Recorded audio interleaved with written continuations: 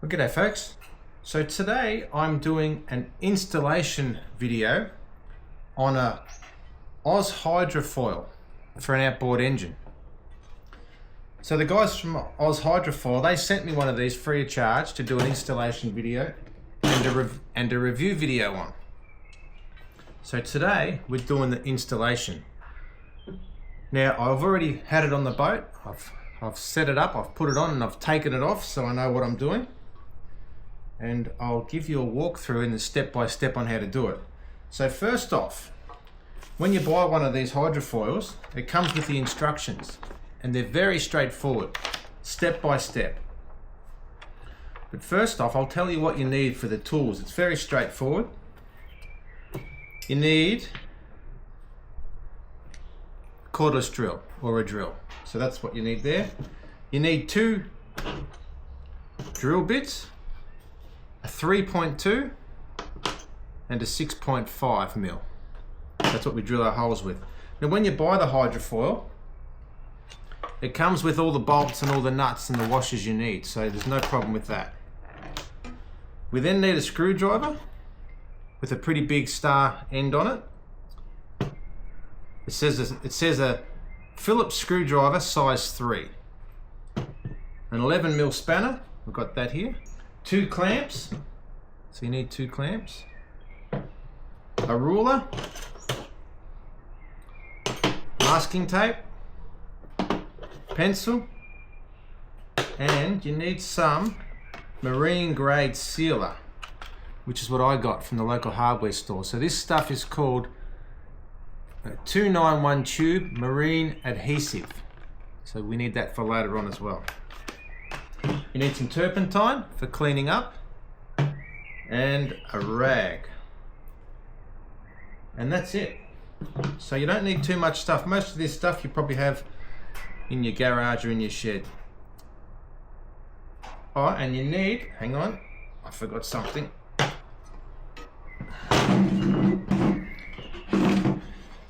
You need something similar to WD-40 for at the very end with the nuts, but I'll show you that when we get there. So that's it. We will do step 1 now with the boat. So step 1 is to take your propeller off, and this is so you have more space to drill your holes and to do your stuff with your clamps. Now, I'm not going to take the prop off because I have enough space. I maneuvered it around and I managed okay. But it says step 1, remove the prop. So to do that, you have a little clip on here. I'll just show you. Hang on.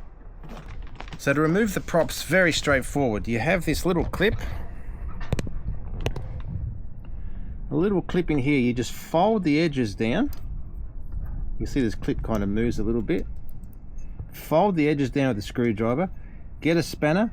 Take off this one nut. And then the whole thing just slides off. So, and then to put it back on, you just do the exact same thing in reverse. But I can get around my prop without taking it off, so I'm going to leave it on. But once you've taken the prop off, you have just the prop shaft. So we want to cover the prop shaft with a rag or a plastic bag so that when we drill the holes, well, 2 reasons. Well, we cover the prop shaft with a plastic bag or a rag so that when we drill the holes, no drill filings get anywhere near the shaft and the seal that's in there. So let's just assume. So anything like that will be fine. The next step is to clamp the hydrofoil on top of the cavitation plate. So this is a cavitation plate here, this big kind of flat wing. And we sit it on top. Now we have to get it square. So you might want to use your tape measure for this. I measured mine out. I'll show you, I'll get my tape measure. So I measured out, I don't know if you can see, but I've had the cavitation, the hydrofoil on, and I've marked it so it's square. So it's in the middle, and I've marked a mark here in the middle, and I put a mark here in the middle, and I did that with my tape measure, doing all my measurements, so I know it's square.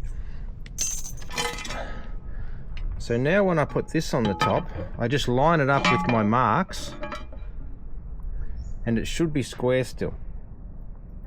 I will check it. I'll check it with this and I'll check it with this. So I did all that, and it's, if I line it up with my texture marks, it'll be straight. So I put the hydrofoil on the top. Now also, you don't want to push it too far forward, because if you push it too far forward, it'll start riding up this little hump, and that will mean too far forward like this, that's an extreme, it's not going to be flat. The bolts won't go on, it'll be sitting weird. You don't want that, so you want it sitting flat. You might be able to see here, I don't know if you can see, but if you're looking under here and I push it too far forward, you'll see it starts riding up weird. So you want it to make sure that it stays flat under here, and it doesn't ride up that hump at all. And then we clamp it on.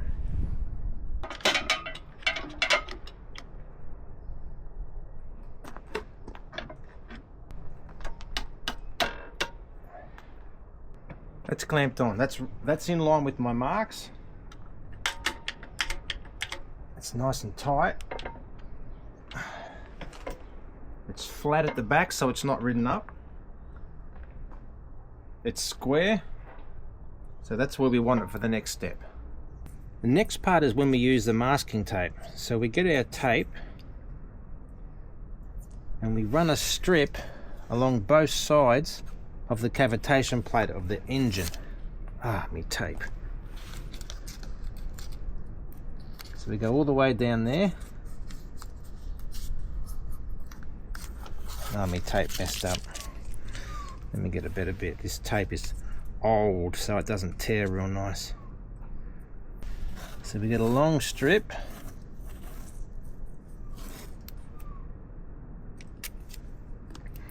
Now of course you can tilt your engine way up higher than this, but mine, when I tilt it up, it kinks the fuel lines.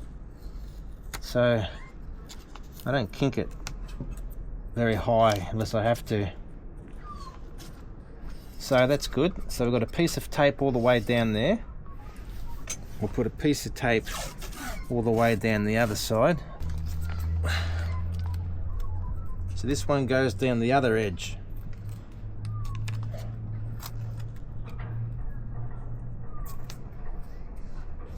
All the way down to the bottom.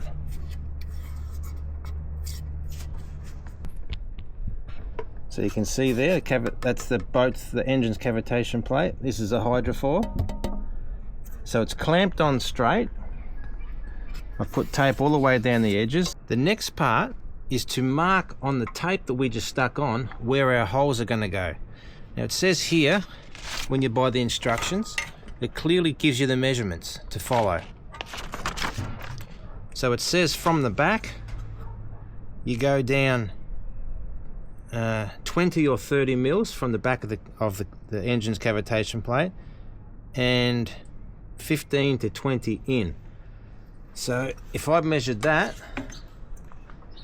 from the edge of the cavitation plate to where I put my hole was 20 mils. So, and then we go to the front, and it's the same thing, 20 or 30 mils back from the front. So you can't quite see, but I went 20 or 30 mils from the front, back, and I put a mark. So there's my front and back holes. And then it says, you put the other two holes evenly spaced, which I measured out. So 20 or 30 in from the back, 15 to 20 in from the side, 20 to 30 in from the front, and that's it. You just make sure that when you're going to drill through here that the hydrofoil hasn't moved since you've put it on. You haven't knocked it, you haven't twisted it. It's all lined up straight, and it's as simple as that once you have your marks marked. So we get our small drill bit now. This was the 3.2 mil drill bit, and where our marks were on our masking tape, we just drill straight through the bottom and through the cavitation plate. So because mine are pre-drilled, because I've had it on and off, they all should line up, which they do.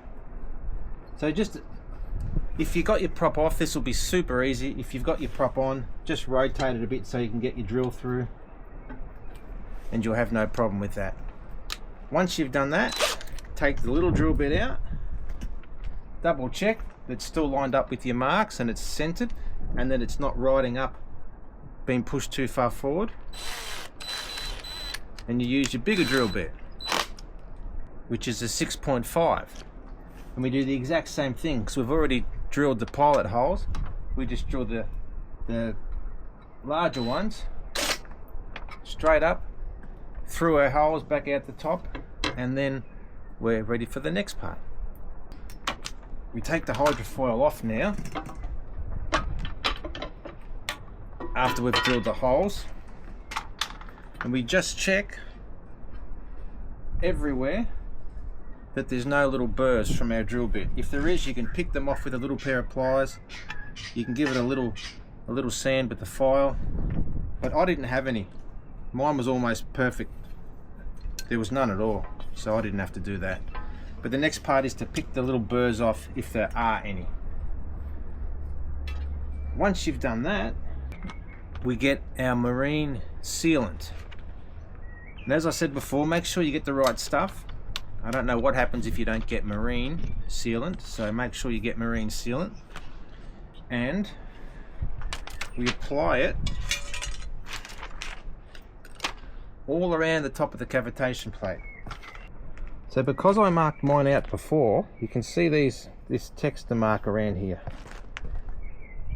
So you might want to put a pencil mark or a texture mark around where the cavitation plate's going to go. And around where the hydrofoil is going to go on the cavitation plate. So we get our marine sealer and we cover the cavitation plate all around where the hydrofoil is going to sit. In the holes, push it down in the holes, make sure it's everywhere so it sticks on. Now, I'm not going to put that on right now because in an upcoming video, I'm taking the boat down to the river. I'm doing a before and after video to show you how the boat handles without the hydrofoil on, and then once the hydrofoil's on. So if I put this sealant on now, I might have trouble and a big mess getting it off for the before and after video. So just imagine I've put this on, I've put it everywhere I've showed you, and then I've stuck the hydrofoil back on the top. We're now ready to put our bolts in. So we spray a little bit of WD-40 on each of the bolts, so that when we put the nut on down the track, it comes off pretty straightforward. It doesn't get corroded and stuck on there. Now the nut and the screw, well, the bolt, all the bolts go in from the bottom. Pull off my tape. All the bolts go in from the bottom.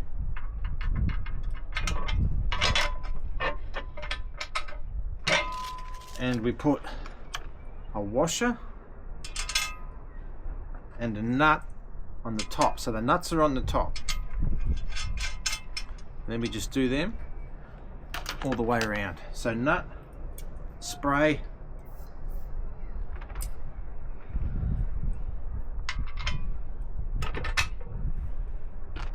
nut, spray, washer, bolt. So I'll do that all the way around now. Once all the nuts are in, it's just a matter of tightening it all up and you're good to go. So it's very straightforward. Just go steady and follow the instructions. The instructions are very simple to follow. They're very clear, and you will be fine. And that's it. They're all tight. So once you've done that, you take off your rag. You would put your prop back on, slide it back on, put on the bolt, put on the washer, put on the clip, and you're ready to go. Where is my rag? Your mineral turpentine and your rag. You want to put a little bit of mineral turpentine on your rag, and that'll help get off some of the sealant. If you've made a bit of a mess somewhere, this will just help you get it off, so that'll clean that up. So that's it, folks. It's on and it looks beautiful. It's a really good thing. I'm looking forward to doing the on water trial to see how much difference it makes.